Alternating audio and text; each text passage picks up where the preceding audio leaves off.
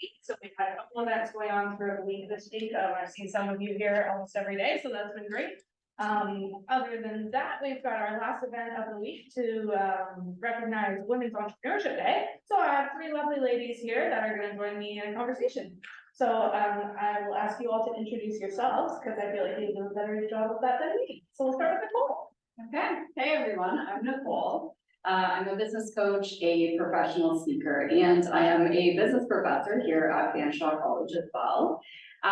So I became an entrepreneur back in 2015 when I started a food business. So at the time I had been working in a corporate job, and I decided that it was pretty boring and I wanted something a lot more fulfilling. So I ended up quitting that job cold turkey and jumping into the food industry, where I started an energy bar company. And over the next 4 years, I grew that energy bar company to a national level, supplying about 300 retailers across Canada. And then I realized that the food industry was 100% the wrong fit for me. And so I pivoted out of the food space and into the coaching and consulting space. So I landed with Ivy Business School as a business coach, and then I went out on my own, which is where I am now.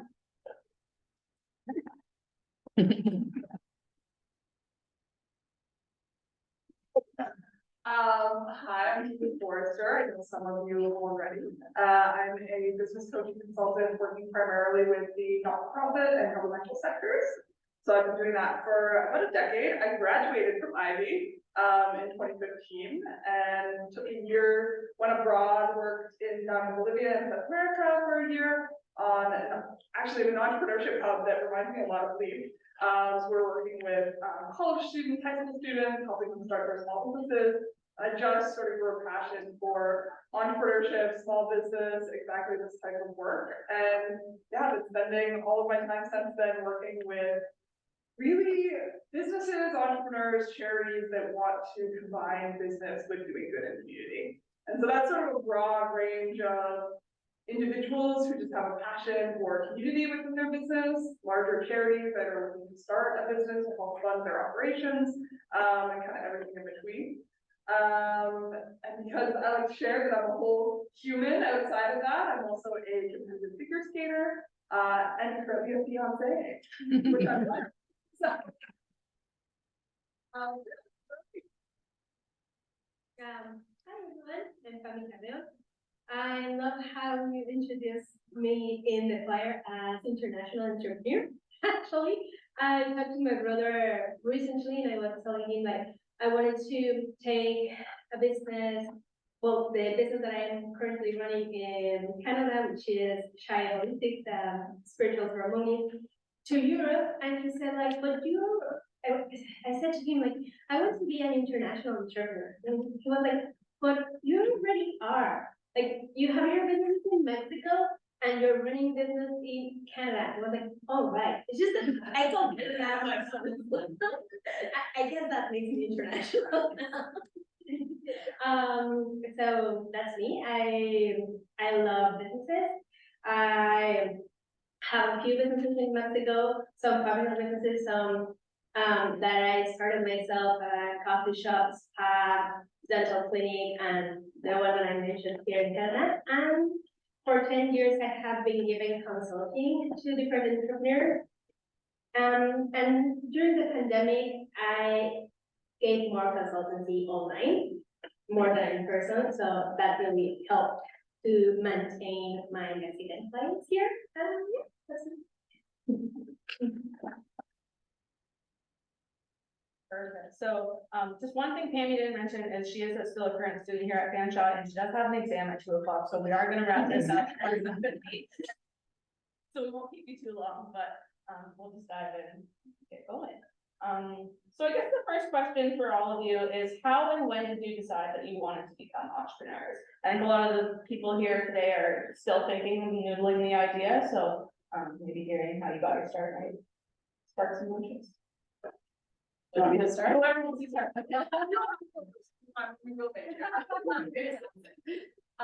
So as I mentioned, I became an entrepreneur back in 2015. And at the time, I had been working in just like a regular office job, just a desk job. I was working in a beige cubicle And it felt just really bland and really boring, to be honest with you.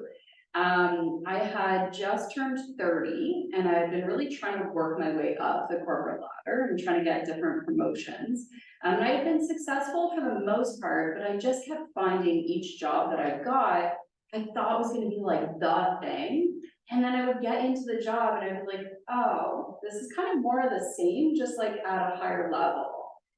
And so I realized I needed to shake it up and do a little something different with my life. So I'm really into health and wellness, but I also love sweets. I eat a lot of desserts, but those two things typically don't go together. So I had been making healthier baked goods for myself at home. And that was the point where I was kind of like, maybe I could start a business. Like, why not start a business and do something just dramatically different from what I am doing in my desk job? I could literally bake products, bring them to a farmer's market, sell them to cool people, sip coffee, have great conversation, and like, this could be my job. And so that was the point where I was like, you know what, why not try it? Because worst case scenario, I can just go back and get another desk job. So I took the leap, walked into my boss's office, handed in my resignation cold turkey, and jumped in. Well, I've been an entrepreneur since July.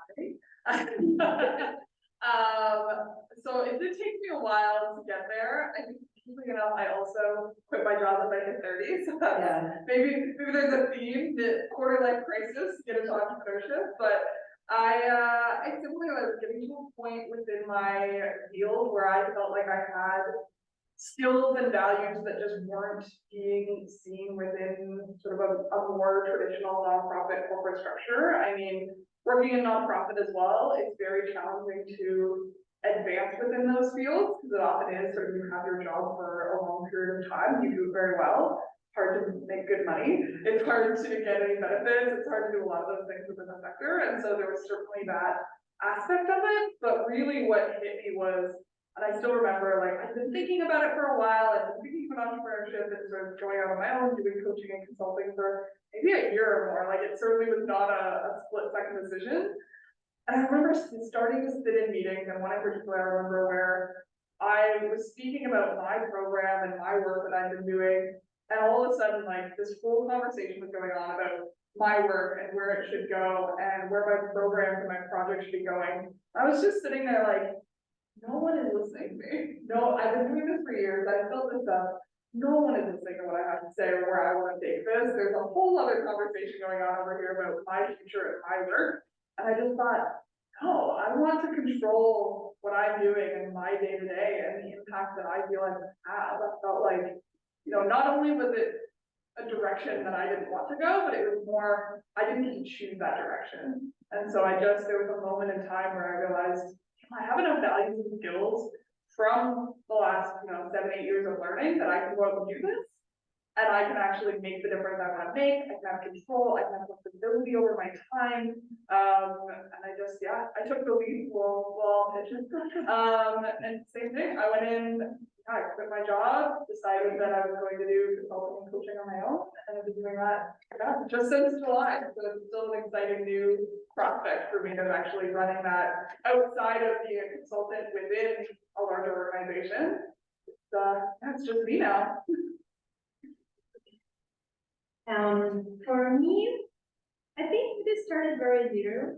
I'm a scout, so my friends encouraged us to do whatever we could to pay for our camps. So we, like as kids, we sell cakes or do like any kind of handcraft and sell it. But then I have been, I used to be a professional dancer and dance Polynesian dances since I was 3. So by the time I was 15, I was really good at it and wanted my own dance school. So that's when I was 15 was when I decided to study business administration. And I owe everything to my mom because she said, yes, of course, I will back you up. And I rented a space when I was 16 years old, and I rented a space and did my flyers and gained a small profit for a year, and then decided it was too much work and I had so much to learn because that was really working for the time that I was putting into the business. So I had to figure something else to do. And so during high school, I entered to another diploma with my mom, and she invited me to run her dental practice and to put all the knowledge that I was gaining in that business diploma into our dental practice to grow it. And so we grew it from one dental unit to three, and a bigger space, and hired doctors, well, dentists, and bigger team. And that's how we started. All right, so were there any, like, maybe hesitations or any big challenges that you could see in front of you when you first got started, maybe your first big hurdle? How did you overcome your first challenge? That was really easy. I mean, I can start. Yeah, please. I won't make you start every time. For me, it was really that self-doubt. I think, particularly for women, although I think all entrepreneurs go through that moment of sort of self-doubt, imposter syndrome, whatever you want to call it, that moment of really, am I going to like make money? Or I think especially for coaches and consultants, like just for my time and my knowledge or my speaking at you and working with you on things, I think I don't know if it's any easier to put an intrinsic value to a product when you're like exchanging that, but it feels so additionally personal when you're exchanging your time and your service and your knowledge for money. And so like the first time trying to put like a quote together that wasn't, you know, for an organization, and I'm quoting it, but I've done quotes for years in terms of this work, but actually saying like, this is a quote for me and my time is worth this much and you should send me a check for this amount of money was like horrifying. Even though I know my skills, my value, what the market says that that's worth, just that moment of like, how is someone actually gonna pay me that much money to do this type of work was very much, yeah, it's just like kind of just being okay with it. And for me, it was talking to other coaches, consultants, entrepreneurs. I think we've all had that moment, and so we can all kind of talk each other through that moment of, I don't know, panic or fear of I'm not worth this much, or my time or my product isn't worth this much. I think that's a really big hurdle to get over. Just talking with everyone else, realizing everybody goes through that hurdle, and just, you know, taking the plunge, doing that first time, and first time I got that check in the mail with my name on it instead of like a company's name on it, I was like, oh my goodness. So it's a very exciting moment when you get that first, like, someone actually values my product, my service, whatever, and is excited, or telling you your price is actually low, or whatever that moment is that just kind of gets you to be like, oh, okay, I'm not crazy to think that I'm worth that. Do you want to go? Yeah, I think I agree with that, and the self-doubt, but I think I can live it like that rough till my mom passed. Because that's where it's very important to have that someone that supports you. Like it can be your mom, your partner, your best friend, but you need someone to tell you how much you value and to recognize all your efforts, because there are going to be like tons of moments of failure. So every time I doubt it, like my mom was always there, like, but you got this, it's normal, it's okay, try it again, try it different. And then when she was not there, that was hard. Yeah, so, yeah, just, if you don't have anyone at this moment, grab someone, anyone, that person that's always like cheering up for you, call that to that person. People who you call and say, hey, I quit my job, and they're like, oh, it's about time.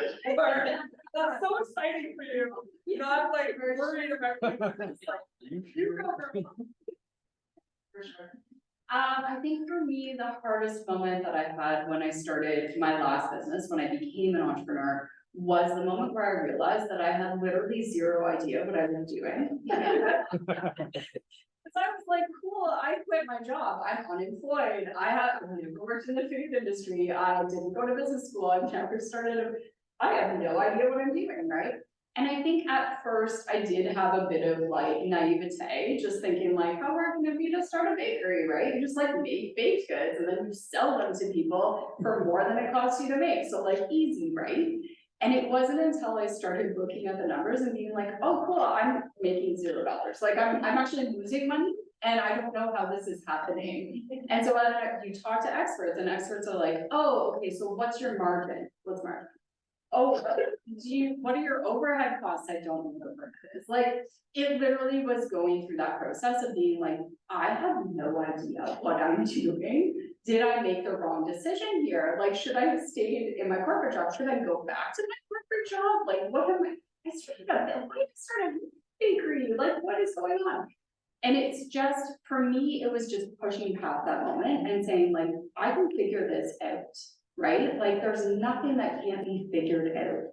So if I can arm myself with knowledge and I can like walk through this process, I'm gonna come out the other side of this with so much knowledge and so much experience, and I'm gonna learn how to build a food business, which eventually I did. So yeah, but that was the moment for me. I have no idea.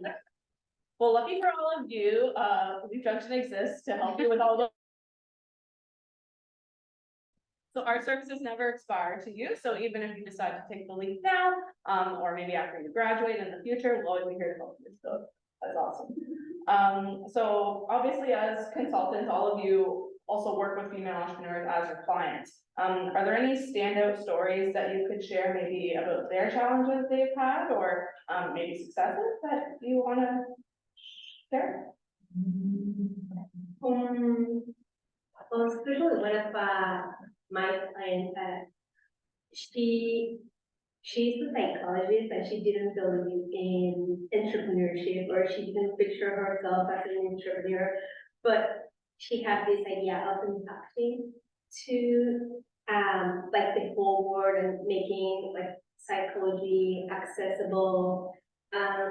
So during the pandemic, I worked with her around for a year and a half, and I was very proud of her achievements of leading people, hiring people, because the important part, like even though she was so scared of having a team, she knew that she needed to grow in order to make her dream come true of impacting a lot of people with all those benefits. Yeah, so I think I'm pretty proud of that.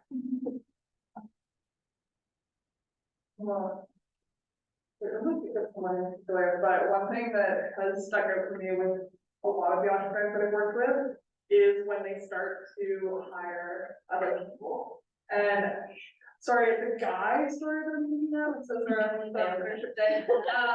My friend Matt recently took over his father-in-law's company, and now not just as an employee there, but is now responsible for all of the other employees. And I asked him, like, oh hey, like you just officially took over the business. Like, how are you feeling? He's like, I'm so scared. I was like, oh my god, what in particular is making you scared? And he's like, I'm responsible now for my employees, and I know them, and I know their families, and I know their kids. Like, if the business isn't doing well, that's not just on me. Like, yes, it will impact me and my family and my life, but I'm now responsible for these additional people. And so I think as you get to the point, and that's not potentially where people want to go either. Like, I don't know if I want to hire people to that capacity in the future. But when you do, or if you do get to a point where you're hiring other people and you become responsible, I think there's that additional sort of personal element of it, like stress and emotional component that, you know, you can't leave at the door when you go home. As if you, even if you're a manager, like to some extent you can leave some of that at the door when you go home, but that feeling of, I mean, hopefully a feeling of like caring what happens to your employees and that you feel responsible for them in some way. I know for him and for other entrepreneurs that I've talked to, like when they get to that point, that's like an additional emotional hurdle for them to get over. Yeah, I can attest to this. Yeah. For sure, yeah, 100%. I, as a female entrepreneur, I feel like I had a particularly hard time learning how to become a leader. Because when I started hiring people, I was like, cool, I get to be their best friends, right? And you want to be like such a nice boss and such a caring boss and such a kind boss. And of course, we all want to be leaders that are caring and kind and nice. but also at the same time, like, you're the boss. And I think it took me a really long time to recognize that people were looking to me for leadership. It's not just like a group of people kind of working together as colleagues, like, no, I'm the leader, I'm the boss, right? I'm the one that's responsible. So I would echo that for sure. There's two other things that I would say a lot of my female entrepreneurs struggle with. So one is actually, Tammy, I'm gonna come back to what you said in the beginning with your introduction. Owning your title, owning like your title, owning who you are, owning where you're at in your business. I see this happen over and over and over again, especially with young female entrepreneurs. I was working with a client recently and I was helping her launch her tech product. And at one point I said to her, like, well, you're a tech entrepreneur, so blah, blah, blah, blah, blah. And I didn't even like think twice about saying it. I just kind of continued on that thought train. And she stopped me and was like, I'm not a tech entrepreneur. And I was like, sorry, what? You're an entrepreneur, you have a business, you have a tech platform, you are a tech entrepreneur. And it didn't occur to her until that moment that she was in fact a tech entrepreneur. For myself, it took me a really long time in my last business to own the title of CEO. I had actually seen a friend, Margaret, that had put that into her email signature that she was the CEO of her company. And I was thinking, well, Margaret is calling herself a CEO, and she's literally my friend, and she's building a business in front of me. She's a couple steps ahead of where I'm at. She's calling herself a CEO. Can I call myself a CEO? And I literally Google searched, like, what does a CEO do? I was like, do I do these things?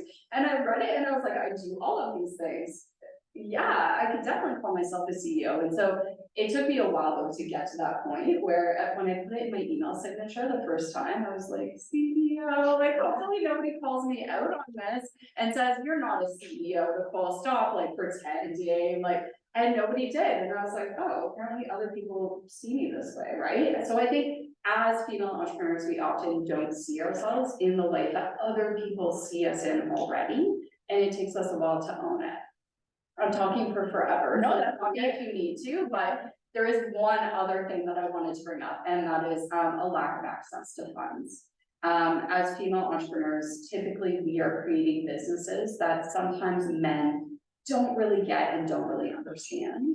And unfortunately, the entrepreneurial landscape that we're in right now, most of the investors are men and older men at that. And so if you are coming into the world with an item, a product or a service that men just don't really get or don't really understand, sometimes they won't invest because of that. And so a lot of female entrepreneurs have to position their products specifically. They have to think about how would a man get this. So does anybody know Marlo? No, okay, so Marlo is a London-based company. They make the world's first lubricated tampon. And they have had to explain this. They've actually raised quite a bit of funds, but they've had to explain this to male investors as like, imagine shaving without any shaving cream.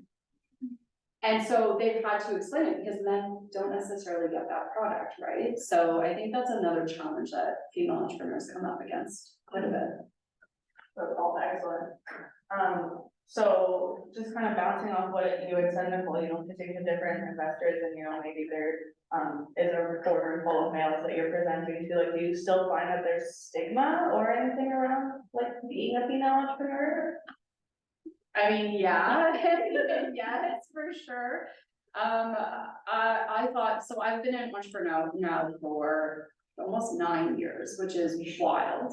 And so I thought kind of I was at the point where I was past that, but the other day, it was probably 2 weeks ago, I had a male email me and say like, oh, I'd love to learn about, how you built your little bakery, is how he phrased it. Yeah, and I was like, okay, I'm not responding to this. Like, so please.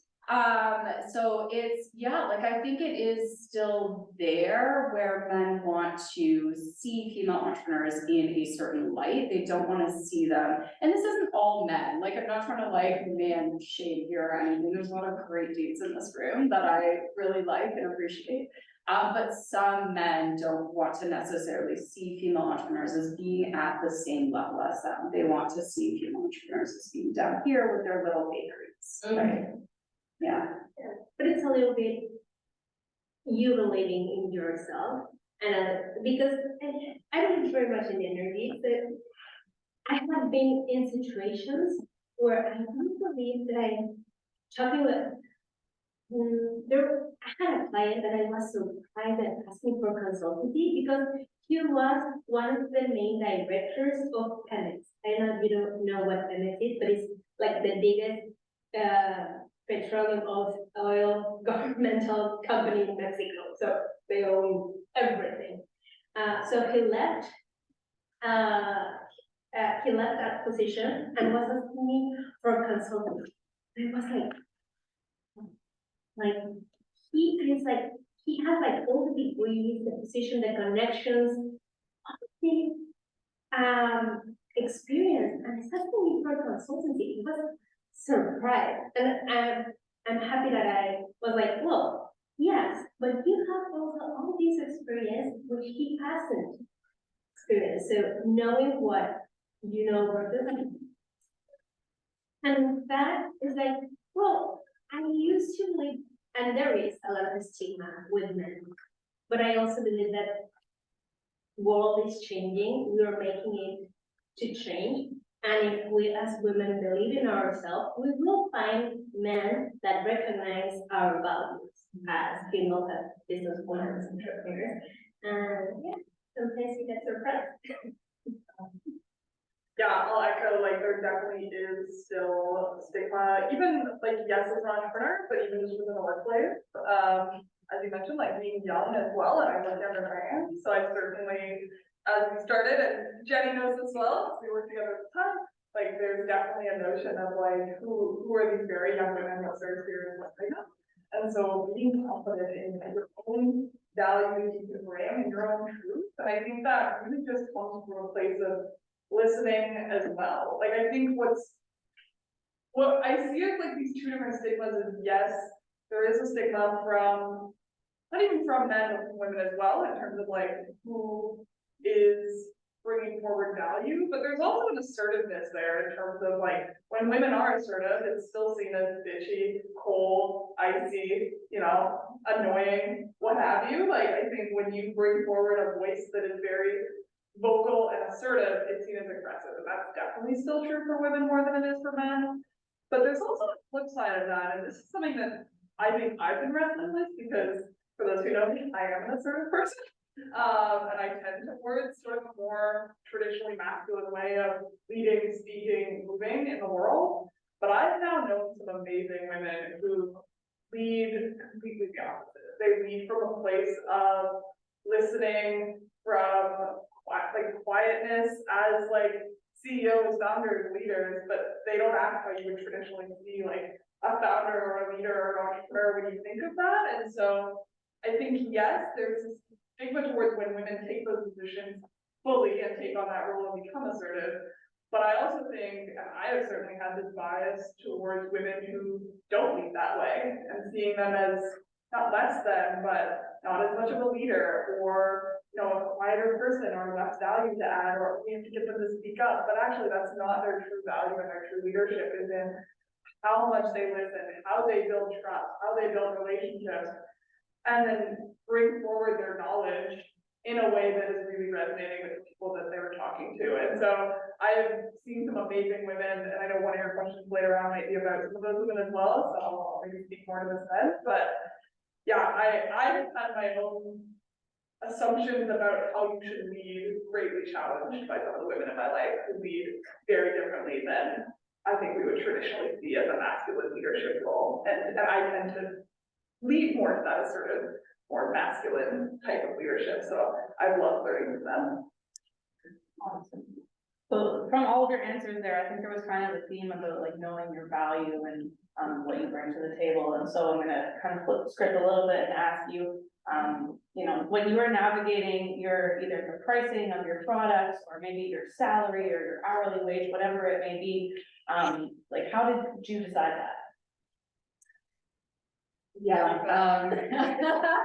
That is like, it's such a tough thing to price, whether it's your product or actually you had mentioned this earlier with pricing yourself and your time. It's extremely hard. It's extremely hard to do for sure, because it's not just like this physical product that you made, which still feels personal. It's literally you personally getting paid to speak to people. Like that's a lot harder for sure. But I think for me and what I see with a lot of female entrepreneurs is that we all kind of like try to quietly enter the market and just be like, hey, like I have this thing, I have this product or service, like do you like it? Do you want it? Do you want to buy it? Can I give it to you for free? Like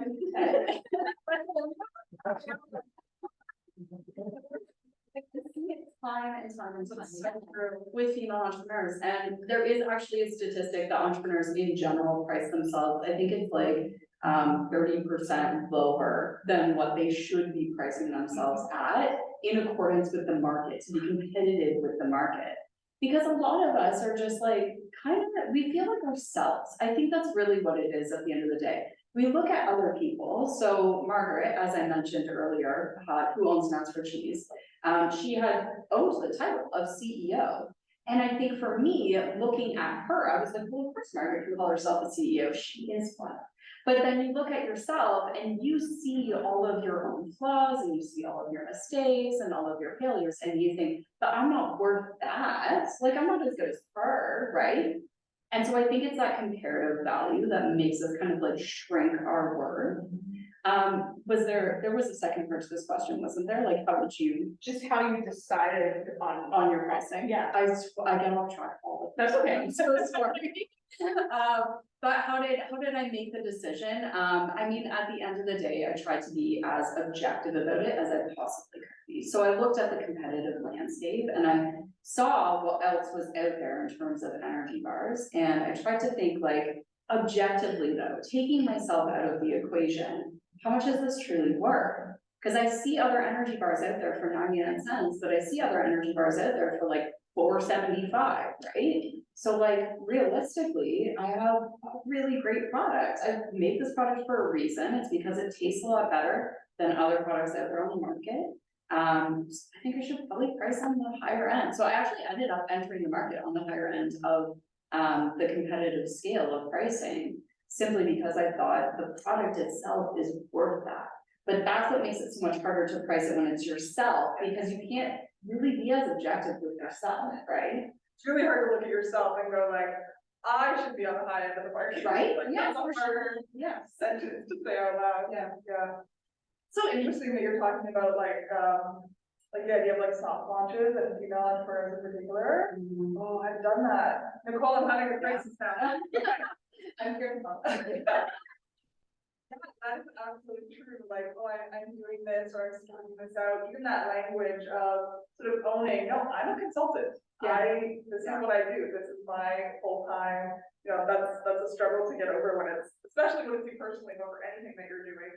Not just, oh, this is my side hustle. This is my, thing that I'm working on the side. This is, that language of softening up what you're doing. And I think as women, we tend to just in general soften our language to appease or please or sort of soften what we're doing. And so being very conscious of that, kind of like it's like when you go to look at your email, you go to delete all the exclamation marks and emojis. Yes. You do the same thing for your biography, is you go back and delete all of the side hustle or I'm just, or, I'm starting out, just take all of that out of your pitch.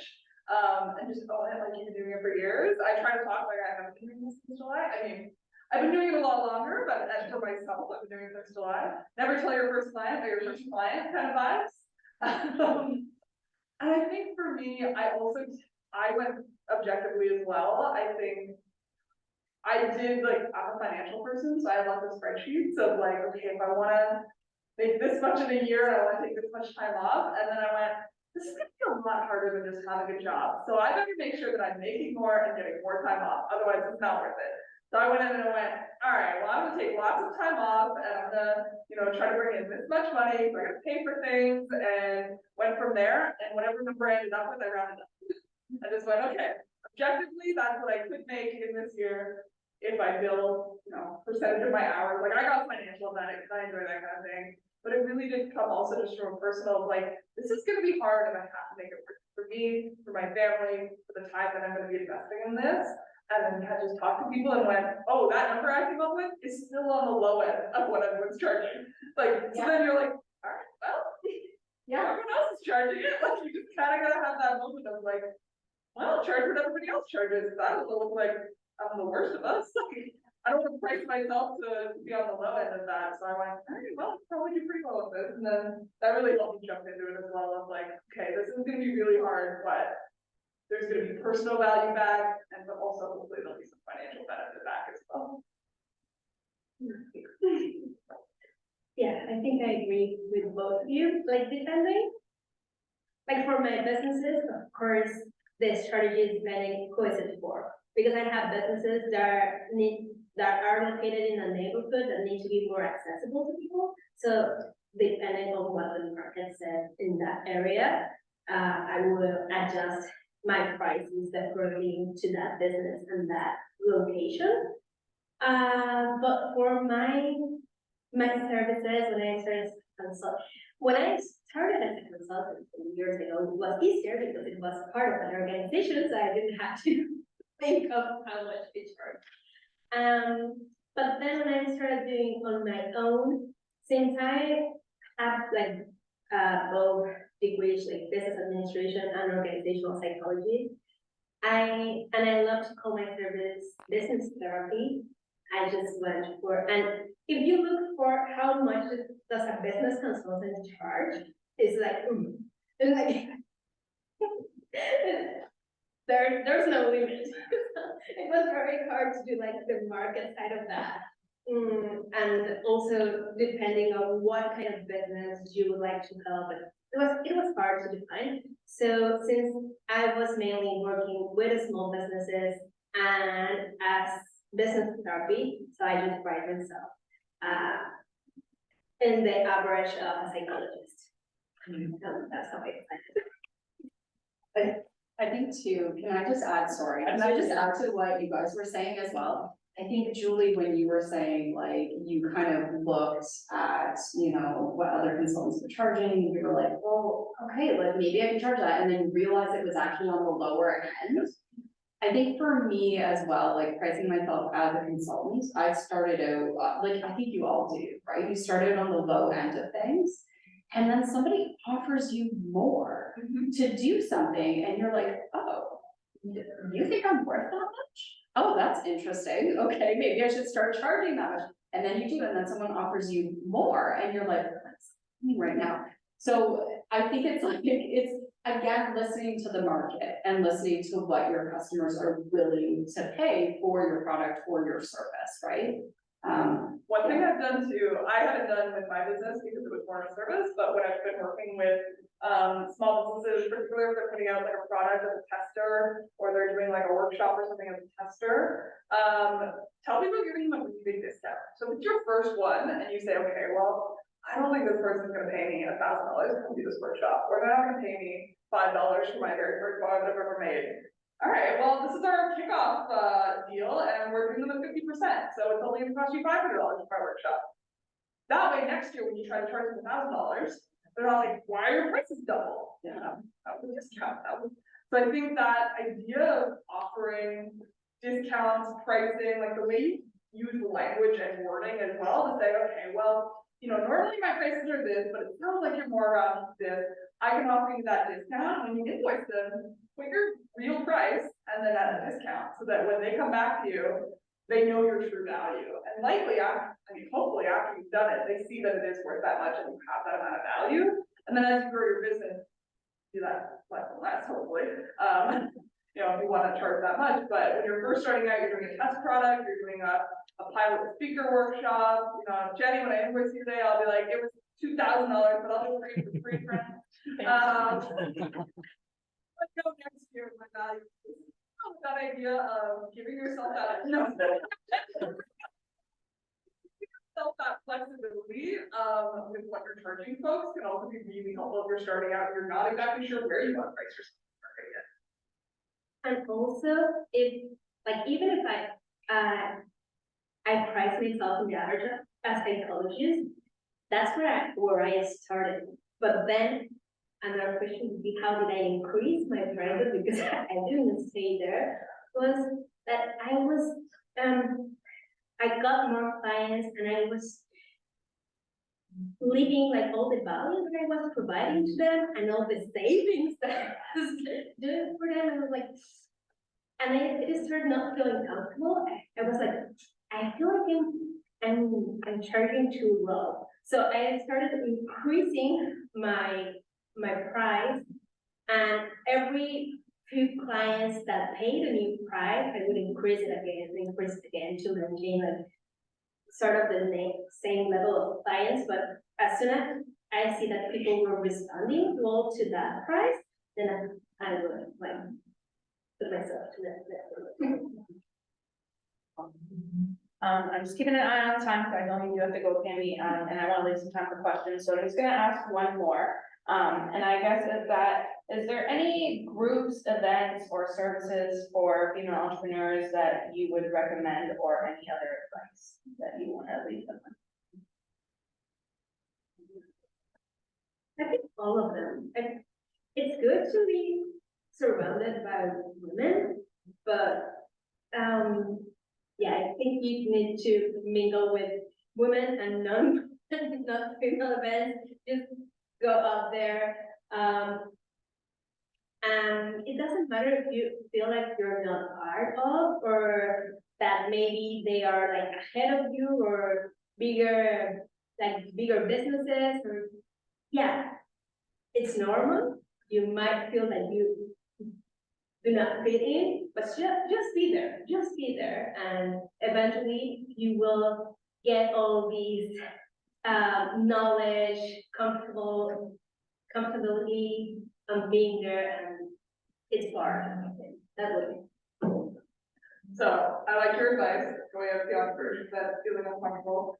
Take her advice and take my opposite advice, which is, and go better. Go also to places where you feel really comfortable, where you are able to speak confidently about what you're doing and who you are, and talk about your business and what you're trying to do and what you're trying to achieve in the places where you actually don't think that's what the topic is. I've been really surprised by the amount of business contract relationships that I've built through my figure skating teams, through an environmental group that I'm on. I'm in a Spanish speaking circle once a week, and somebody there knows somebody on the nonprofit that is now connected me for potential contract. Like those places where you already are and have relationships and have a bit of trust, but probably most of the people there don't know what your business is or what you do. Like being open to discussing, and it's not pitching, but it's just genuinely talking about the value and things that you want to bring out to the world with people you're comfortable with, where that isn't the topic of conversation, can also be incredibly valuable. And I think we often sort of compartmentalize what we're talking about in different situations. So bringing that forward has been, I think, a big game changer for me. Yeah. Cool. I agree with both of you. Put yourself to both. Yeah, do both. Put yourself into as many situations and social circles as you possibly can. Become involved in the entrepreneurial community in London. Like London is fantastic because we have such a robust community here. Tech Alliance, I actually went to it's called Fem Plus. So they're calling them connection circles, and it's a very like casual get together event. I don't know how frequently they do it, but I went to one a few weeks ago and it was awesome. So it's a bunch of women entrepreneurs getting into a room together and just talking about their experiences and talking about entrepreneurship and making connections.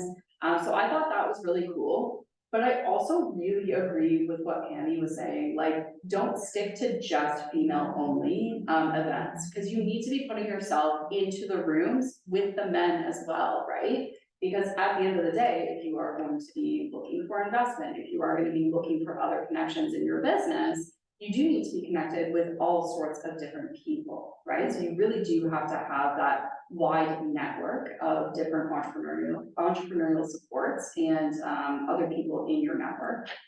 I would say in terms of a last piece of advice, honestly, I think this is kind of the theme that I've been bringing up today, but like own your work. like, own your worth. You guys are entrepreneurs. You're in business, you're building a business, like, own that. You guys are CEOs, right? I would say just like own what you're doing and don't be afraid to put it out there to the world. You have just as much right as anyone else to call yourself a CEO or whatever title that you want to call yourself. So I would say just own it.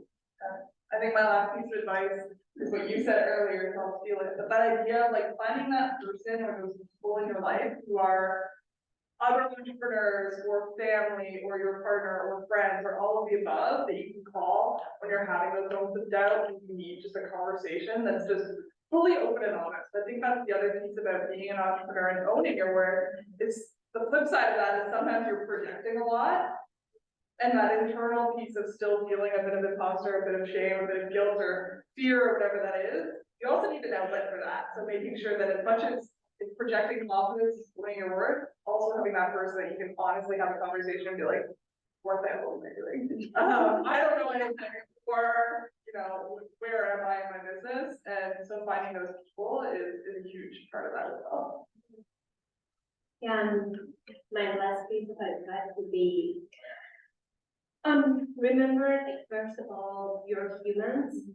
And this, like, behind Instagram, every successful entrepreneur, business person, company, that, like, we are not our Instagrams. So whenever you like feel like a failure, it's okay. You might have that moment, you did something wrong, you are learning, it's okay, cry it out, and then learn how to do it properly. And yeah, keep going. The thing is to keep going. No one has everything figured out. All the companies have made tons and tons and tons of mistakes, every entrepreneur. So just keep going, try, and then laugh about it, and keep going. Amazing. Well, I see the time, so, feel free to stick around at the end if you have questions, for either Nicole or Julie. Tammy does have to get going, but I can pass on her contact info if there's any questions that you have for her. But thank you guys so much for coming and sharing and, just being with us for Global Entrepreneurship Week and getting to celebrate you guys and everyone in the room today. It was pretty awesome, so thank you.